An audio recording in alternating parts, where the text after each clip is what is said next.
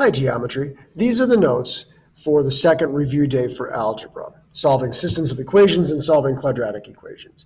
So our objective, our I can statement, I can solve systems by any method, and I can solve quadratic equations by any method. So let's start with systems.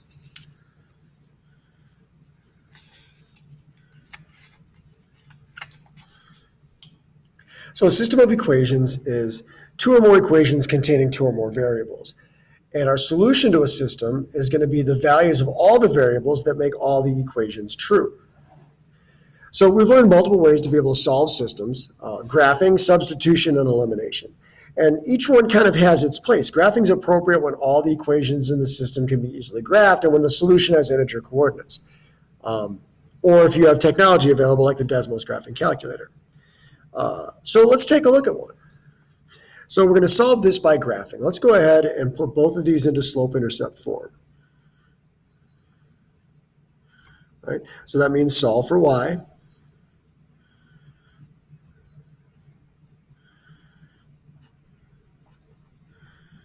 Divide by 3 across, and I get y equals negative 2/3 x plus 4 for my first equation. Let's look at the second one. Again, solving for y.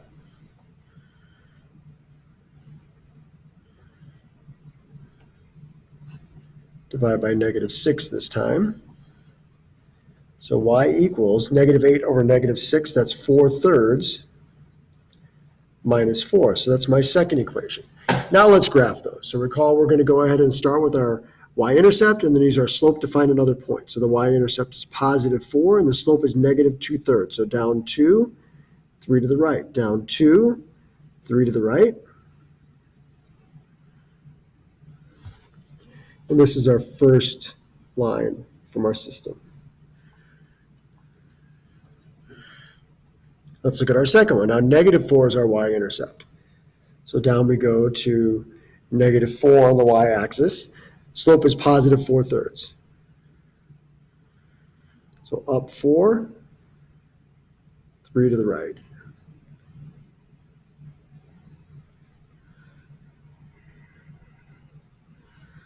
I didn't use a straight edge on that, so it's not super straight. And tread lightly here. It looks like it might be really close to 4,1, but if you jump over to the Desmos graphing calculator, you can see that this actually has a solution at 4, 1 1/3. So this is the drawback of graphing. If it doesn't cross exactly on one of the grid lines, or if my graph is not perfect, it's not my best method for solving. What about substitution? If one or both of the equations is solved for one variable, substitution works well, or if it can be easily solved for one variable. So I look at these and I see a y minus 4x equals negative 3. So if I add 4x on both sides, I can easily solve that for y. Y equals 4x minus 3. So if y and 4x are the same thing, and in a system, whatever this x is, so is this. Whatever this y is, so is this. I can substitute this in place of that y. So x minus 4x minus 3 equals negative 3. We're distributing the negative here, so 4x plus 3. So x minus 4x is going to be negative 3x. I'm subtracting 3 on both sides. Negative 3x equals negative 6. So x equals 2. So I know my solution happens when x equals 2. I'm going to open up a set of parentheses, put 2 down for my x-coordinate. How do I find the y? Well, I substitute that back in. Into either equation, whichever one seems simplest to work with. So 2 minus y equals negative 3. So minus 2. Opposite of y equals negative 5. Divide by negative 1, and y equals 5. So my solution is the 0.25. All right, one more. Elimination. I want opposite coefficients on one variable, and that may require me to multiply one or both equations. So let's take a look here. I can see that I have positive 4y and negative 2y. If this was negative 4y, I'd be in business. Well, great. Let's make that happen. Let's multiply it by 2. So I have 3x plus 4y equals negative 10. Now I'm going to multiply each term by 2. So 2 times 5x is 10x minus 4y, and that's equals 36. So now we're going to add the two equations together. Positive 4y, negative 4y, that's going to be 0. 3x and 10x is 13x. Negative 10, positive 36 is 26. So I can see that x equals 2. So now let's substitute that back in.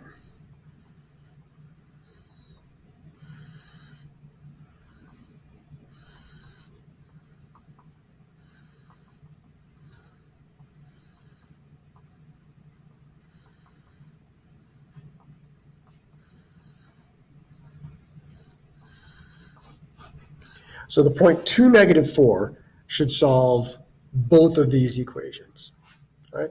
So go ahead and pause the video and try this one on your own, and you can solve it by any method that you prefer. So you could have selected substitution because it's pretty easy to solve either of these equations for y, but you also maybe noticed that the two y's had opposite coefficients. So this one was really set up well for elimination, and the math on it is pretty easy. If you did that, you ended up with the 0.43.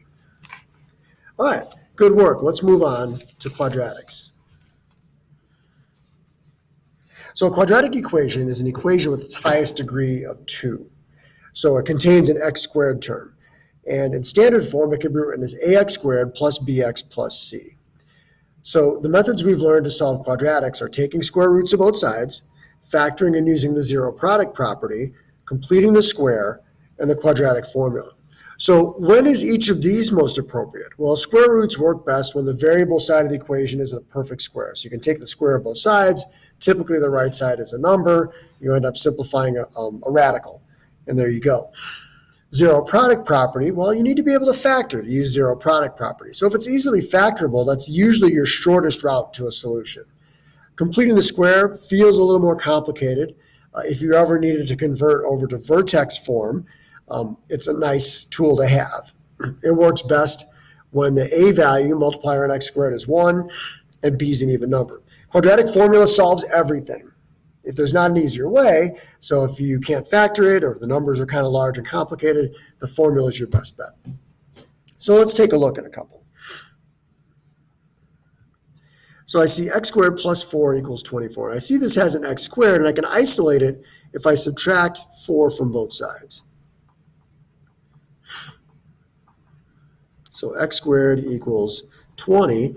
And then when I take the square root of both sides, I get x equals square root of 20.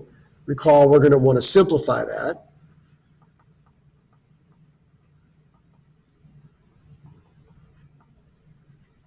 So square root of 20 is the square root of 4 times the square root of 5, which is 2 times the square root of 5.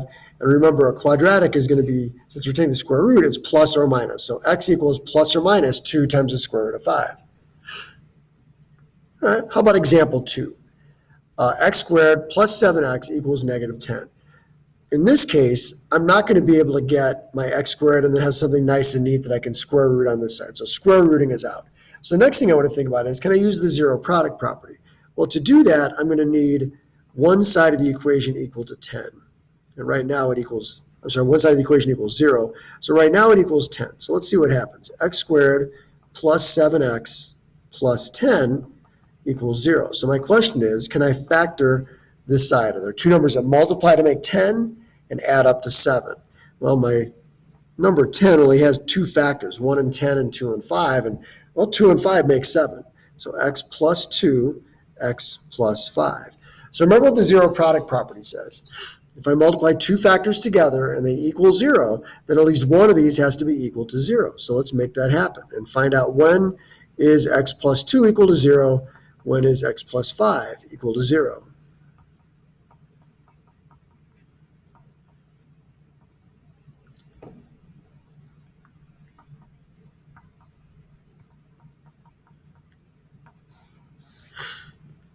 So this has solutions of negative 2 and negative 5. All right, so let's take a look here. This one looks like it might be factorable. Do I have two factors of 12 that when I subtract them, I get 3? So my factors of 12, let's see, 1 and 12, 2 and 6, 3 and 4. So 12 minus 1 is 11, 6 minus 2 is 4, 4 minus 3 is 1. So this is actually not factoring. Quadratic formula, x equals opposite of b plus or minus the square root of b squared minus 4ac, and that whole thing goes over 2a. So where does my a, b, and c come from? A is the multiplier on x squared, so it's 1. B is the multiplier on just plain x, so it's 3, and my c is negative 12. So let's substitute those in. X equals the opposite of b, so b is 3, its opposite is negative 3, plus minus square root of 3 squared minus 4 times a, which is 1, times c, which is negative 12, all over 2 times 1. So 3 squared, that's 9. Now here I have negative 4 times 1 times negative 12. That's positive 48 over 2. So 3 plus minus 9 and 48. That is 57 over 2. So now our big question is, can I simplify square root 57? So that's 19 times 3. It doesn't have any perfect square factors.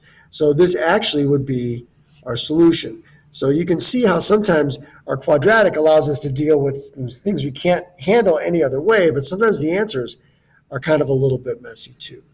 So good work on our review practice.